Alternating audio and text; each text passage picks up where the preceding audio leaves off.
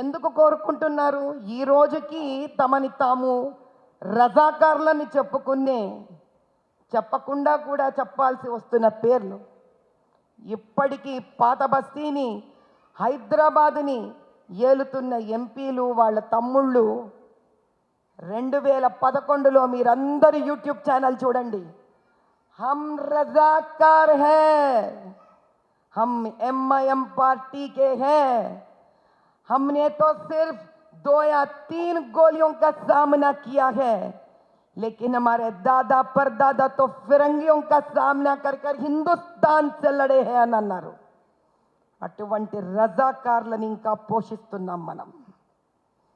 అటువంటి రజాకార్లు వ్యత్యాసం లేకుండా ముస్లిం ఆడబిడ్డలను, హిందూ ఆడబిడ్డలను ఇద్దరితో ఆడుకుంటున్నారు. మన ఆడబిడ్డలను అమ్ముతున్నారు, వాళ్ళ ఆడబిడ్డలను తొక్కేసి అమ్ముతున్నారు.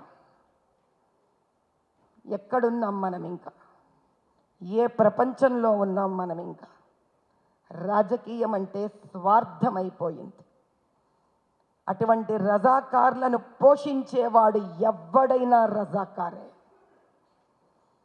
ఈ రోజుకి కూడా సందులల్లో, గొంతులల్లో ఆడపిల్లలు పాత బస్తీలలో నడవలేరు. ఈ రోజుకి కూడా ధైర్యంగా ఒకడు తన పూజ చేసుకొని గుడి నుంచి బయటికి రాలేడు. ఇప్పటికీ ఎన్నో దేవాలయాలలో మూత్రం పోస్తారు. వాడు ముస్లిం కాదు, అది చేయిస్తున్నది రజాకార్. హైందవులకు ముస్లింల మధ్యలో గొడవలు తీసుకురావడమే వాళ్ళ పని. అందుకన్నా ఈ సినిమా చూడాలి. ఎందుకంటే ఈ సినిమా కళ్ళకు గంతలను విప్పుతుంది. ఒక స్వచ్ఛమైన ముస్లిం సోదరుడు ఎలా ఉండాలో నేర్పిస్తుంది. ఒక మంచి హిందువుని ఎలా హింస ఒక రజాకార్ పెట్టాడో చూపిస్తోంది. ఈ సత్యం కళ్ళు తెరిపించాలి. ఈ సత్యం నవీన తెలంగాణని ముందుకు తీసుకొని వెళ్ళాలి. ఈ సత్యం పూరితమైన మనుషులకి అంతం చూపించాలి.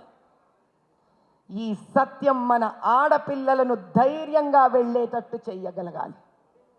ఇప్పటికైనా ఈ దేశం మనది, ఈ స్వాతంత్రం మనది. లిబరేషన్ అని రాస్తే చరిత్రను మార్చేస్తామేమో, నిజమైన చరిత్రను చూపిస్తామేమోనని వాళ్ళ భయం. అందుకే వాళ్ళకి లిబరేషన్ అనే పదం వద్దు. ఈ రోజు వరకు మనం అందరం అమాయకులం. అందుకే మన చరిత్ర ఎవడు పడితే వాడికి కావాల్సినట్టు రాసేశాడు. ఇష్టం వచ్చినట్టు వేదాలు వాడిచ్చాడు, వీడిచ్చాడు అని చెప్తారు. మన సంస్కృతిని మనకే ఎవడో తెచ్చిచ్చాడని చెప్తుంటారు. ఇంకా ఈ డ్రామాలు జరగవు. ఎందుకంటే రజాకార్ సినిమా తీసేలాంటి యోధులు తయారయ్యారు కాబట్టి.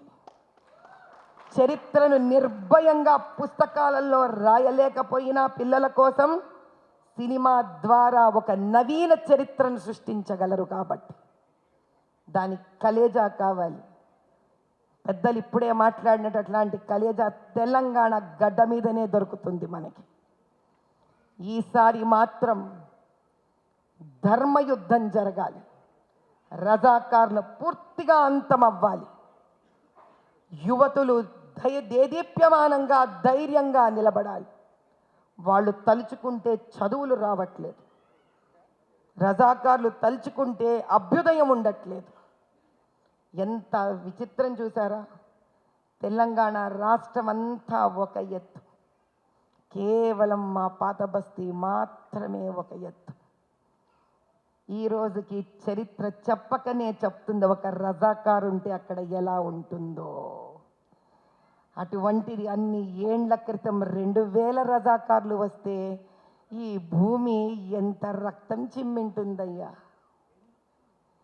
ఇక్కడ తల్లులు ఎన్ని మనభంగాలకు లోనయ్యారయ్యా. ఆ తల్లులను తిరిగి తెచ్చుకోలేము, ఆ యోధులను తిరిగి తెచ్చుకోలేము.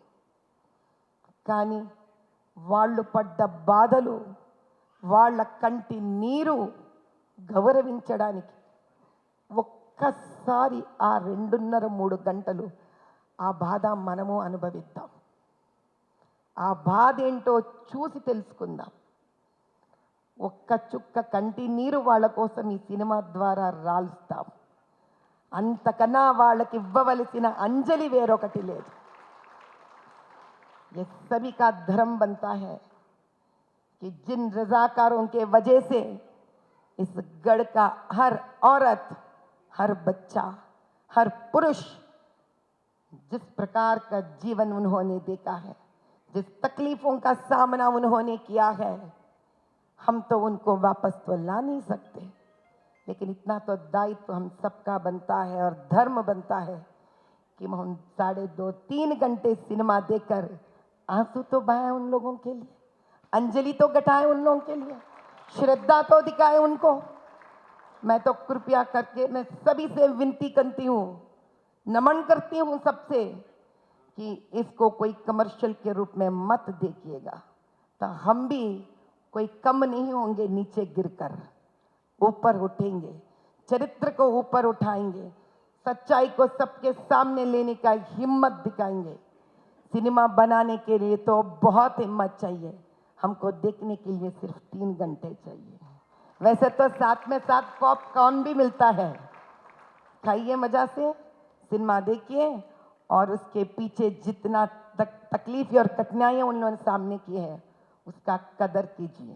ఈ సినిమాని చూడడం ద్వారా ఈ తెలంగాణకు నిజమైన అంజలి ఘటించిన వాళ్ళం అవుతాం. జై బోలో భారత్ మాతా కీ.